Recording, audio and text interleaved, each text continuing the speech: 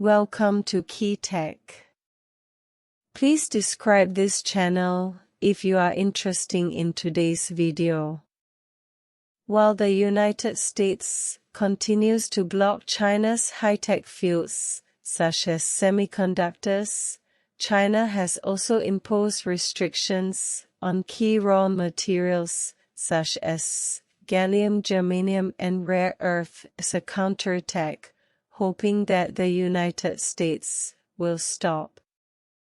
But the reality is that the United States is still implementing multifaceted suppression, ranging from electric vehicles to chips. This situation makes people question whether China's counterattack is ineffective. In fact, it is not the case. To be serious, it is because the United States still holds the dominant position in more aspects. For example, China's dependence on the United States is more serious in the rare material helium. It is understood that helium, a rare resource, is mostly used in the medical and high-tech industries. The current demand for helium in China is quite high. Taking the Long March 5 Yao 4 carrier rocket mission in 2020 as an example, China uses up to 4,300 tons of helium each year. In addition, in daily production and manufacturing, the demand for helium is not low. For example, the ultra-clean environment required for the creation of electronic chips also requires a large amount of helium. However, China has very few reserves of helium, and most of them need to rely on imports. The United States accounts for 5%. According to experts' predictions, this data will grow in the future. Seeing this, some people may ask, since the United States only accounts for such a small proportion, why is it called a serious dependence on the United States?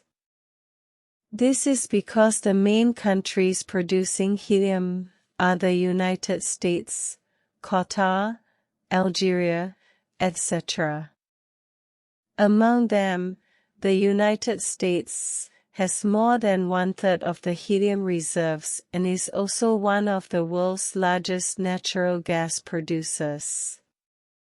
At the same time, the other countries that have mastered helium reserves, such as Qatar, use equipment that is mostly controlled or owned by the United States. At present, China's demand for Qatar exceeds 90%. With such high data, if the United States takes action, China will also be strangled by the United States in the use of helium. How to break the situation where the supply monopoly is fundamentally controlled by the United States has become the focus of China's attention in recent years. On the one hand, China is gradually reducing its dependence on U.S. supplies and starting to purchase from Russia. However, this strategy is not very meaningful in solving the problem. Although Russia is gradually expanding its helium production capacity, it cannot meet China's large demand for helium.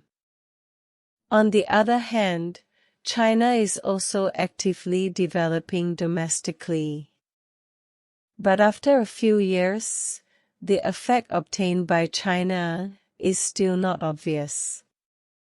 First, the situation of resources and reserves is unclear, and the amount of helium developed is too small. Second, China still has shortcomings in helium extraction technology, one of which is that the cost of extraction is too high. Therefore, for a long time, China faces the risk of helium supply being cut off. Fortunately, there is good news now. According to the official news released by the Chinese Academy of Sciences, China's achievements in helium extraction and related equipment development have successfully won the annual scientific award. According to the content of the award, these scientific achievements have broken the long-standing monopoly of the United States and ensured the safety of China's use of helium resources. In addition, as early as last year, the Chinese Academy of Sciences issued an article stating that China has now developed excellent helium separation membrane materials that can show good results in extracting helium. It can be seen that China is gradually breaking the U.S. monopoly on helium supply, which is a good situation for the future needs of the science and technology industry, medical industry, etc. However, there is a reality that China has to face, that is, China itself is unstable in terms of helium resources, and this alone is not enough to meet the large demand for helium in the future. In more aspects, China should look for alternatives to helium and develop other alternatives to helium. It is understood that a cobalt-based quantum magnetic material has been discovered that can achieve the ultra-low temperature that helium can reach without relying on helium. However, it has not yet been widely used. This argument only exists in papers on related research results. As for when it can be truly applied to practical fields, it may take several years. Of course, China has finally made progress in this regard. Even if it cannot fully meet China's needs, it can at least allow China's achievements to get more chips in the supply of helium, preventing them from arbitrarily raising prices or their stock neck.